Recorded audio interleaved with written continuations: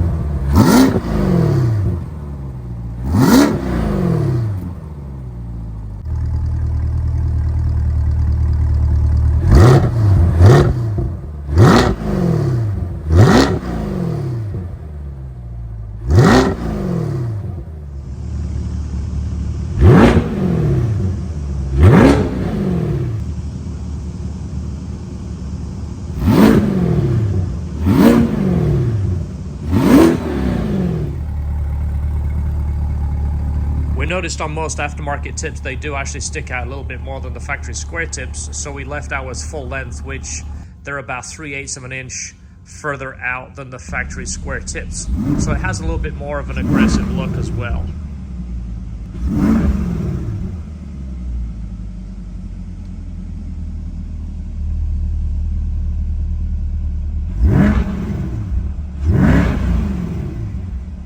Factory tips are resonated, which means they're acting like a muffler. These holes here are for the sound to go into, and there is some material in there to help absorb the sound. It's actually noticeably louder with these tips. The inside diameter is the same, so much better. I'm actually quite surprised. It sounds quite a bit louder, and I think it looks 100 times better.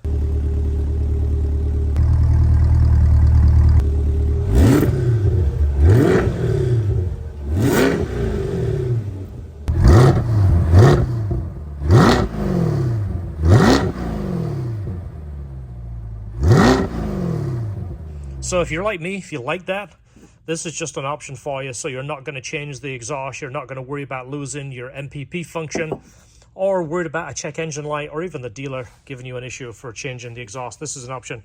We do have these in our store. We have them for the C606 and the C601. And of course now for the C8, that is an option for you, and it's a whole lot cheaper than an exhaust.